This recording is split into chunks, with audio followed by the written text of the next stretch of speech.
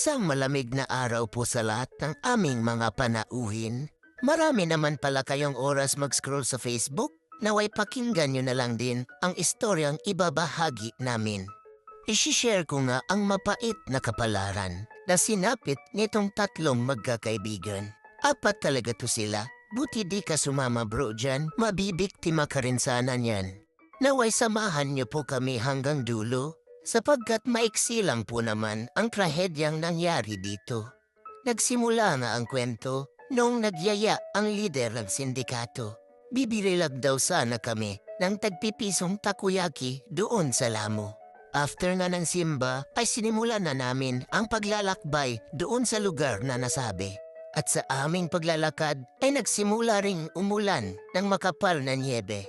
100 yen para sa 6 na malalaking peraso. Apakamura nga lang talaga nitong takoyaki nila.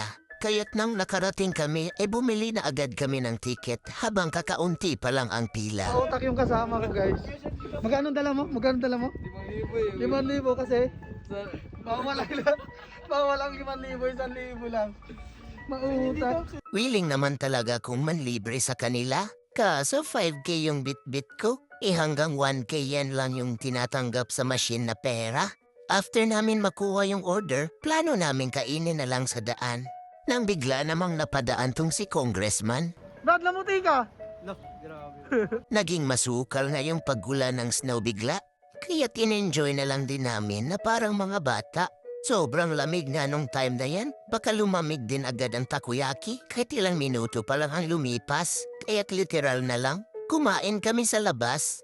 Halos ito nga ang ganap namin every after ng simba. Simpleng kulitan lang kasama ang barkada. Dito pinag-uusapan namin iba't ibang klase ng istorya. Problema sa trabaho, problema sa pamilya, pati na nga rin problema ng aming mga asawa.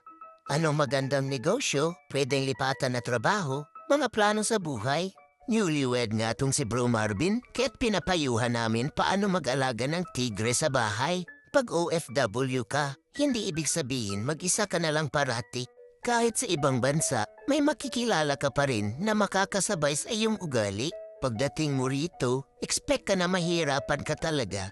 Kahit anong klase na trabaho, pero pag andyan sila, mararamdaman mo na meron kang karamay kahit papano. Siyempre, kailangan mo pa rin piliin ang iyong mga kaibigan, yung sasamahan ka papuntang simbahan, at hindi sa inuman. Real talk ba? Malungkot talaga ang pagiging isang OFW, kaya't payo ko, sumama kayo sa komunidad ng mga Kristiyano.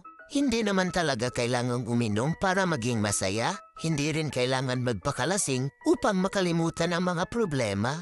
Ang kailangan mo ay yung mga dadamay sa'yo tuwing ikay nalulugmok, yung klase ng mga tao na ipagdarasal ka sa gitna ng iyong mga pagsubok. Umiinom din naman kami, lalo na nga yung huling taon. The best pa rin kasi talaga yung kape sa Luzon. Ang sakit na nga sa kamay sa sobrang lamig ng hangin, kaya't pumasok muna kami sa Lamo para bumili ng ice cream. Nakalusot sa 5,000 pero dito pwede magbayad 5,000. This time, wala na nga akong lusot sa ambagan dito. Masusuklian na kasi ang dala kong 5,000. Mag-aambag muna ako. Kwento na lang. Kami yung taya sa Chibog, ang ambag niya naman daw ay kwento. Apakawais naman talaga nitong leader ng sindikato. Nakasalubong na namin si Nakaaroy paglabas namin dyan. Legit na vlogger yan dito sa Japan. Kulab naman tayo paminsan-minsan. Halos mangisay na kami sa lamig. Nag-ice cream pa. Hindi na nakontento. Masyado na daw kaming malakas sa mundo ng mga tao. Kailangan daw ng ice cream upang ang snow ay masulit. Kailangan na yata naming makapunta sa mundo ng mga nasisiraan ng bait. Napapatingin nga yung mga Japanese na dumadaan. Naiinggit yata sila sa ice cream namin dyan. O siya, hanggang doon na lamang. Aside sa nabudol kami, wala naman talagang trahedyang nangyari. At bago ko nga tapusin, meron pa daw silang gustong sabihin. And guys, ang kapal na ng snow. Dito kami ngayon sa New Zealand. Shoutout daw kay Ken. Shoutout sa mga asawa namin!